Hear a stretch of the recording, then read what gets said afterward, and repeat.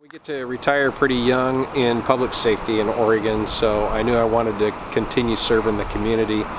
And I asked a number of folks how I go about finding the position that would be suited for me. One of the people I spoke with was St. Vincent de Paul's Executive Director, Terry McDonald, and he suggested I work for him. The position was sort of coming into clearer focus with a purpose of helping Terry to run the organization.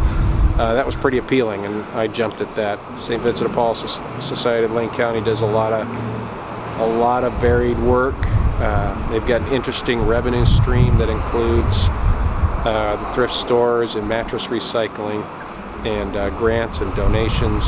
And then the services that are provided by our organization include emergency services to people living on the street, singles, men and women, families, youth who are unaccompanied and are trying to finish high school, and low-income housing, and I mean it just goes on and on. Yeah, on the West Coast, there's been pretty substantial growth in homelessness, and the population of people who are homeless range from pretty functional individuals who are in and out of homelessness because of horrible circumstances, financial circumstances, to people who are chronically homeless because of severe mental health conditions, drug and alcohol addiction, or all three.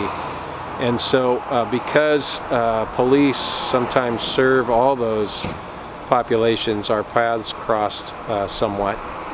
And I really, find a lot of personal satisfaction and fulfillment in serving the community, and this is a great population for me to serve. In Lane County, St. Vincent de Paul is sort of the organization that serves homeless in so many different ways. Yeah, he's a brilliant individual, entrepreneurial, fast-paced, creative, hardworking, and he's been doing this kind of work for so long that he knows his ways of achieving things are like water rolling downhill. It finds a way, and he relentlessly finds a way. So he knows how to do all that. What I've got, this organization has grown really quickly, and the people working there have been present as it's grown.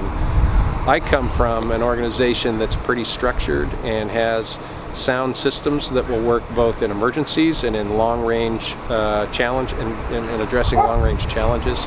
So to bring those strengths to an organization that's grown quickly seems to have been a pretty good match. Yeah, our parents helped start the parish in the 50s. They moved to Eugene in 1950 with 3 kids, and then raised 8 kids at St. Paul Parish. And I'm the youngest. So both my wife and I grew up in that parish. We both went to St. Paul Elementary School. We both went to Marist High School, and we raised our 4 kids in St. Paul Parish, and they all went to St. Paul and the elementary school and the Marist. Nice. Our mom and dad started the Eugene Montessori School because there was a need for education, early education, that didn't exist yet, in those days in the public school system. And they did some other work with folks who just had needs that today are addressed, but in the 1950s and 60s weren't, completely understood.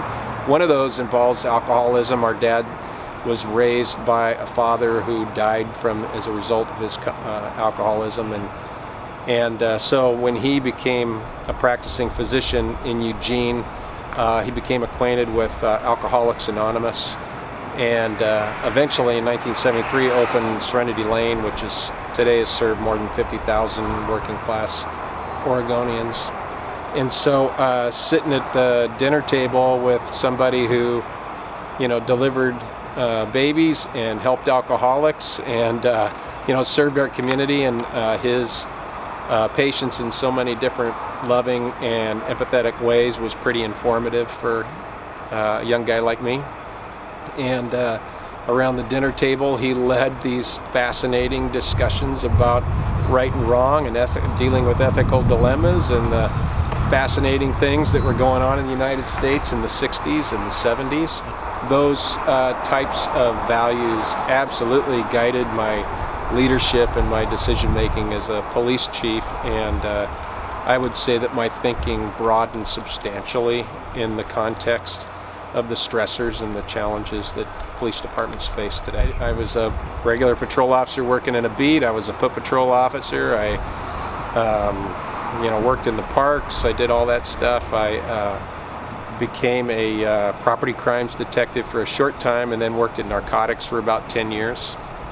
When I was promoted to lieutenant, I was a sector commander, so I was like a precinct commander. I was in charge of all policing in a certain part of town. Oh my gosh, being a police officer is a great profession. It's exciting, it's dangerous, it's fulfilling, it's rewarding. I would recommend it to anybody.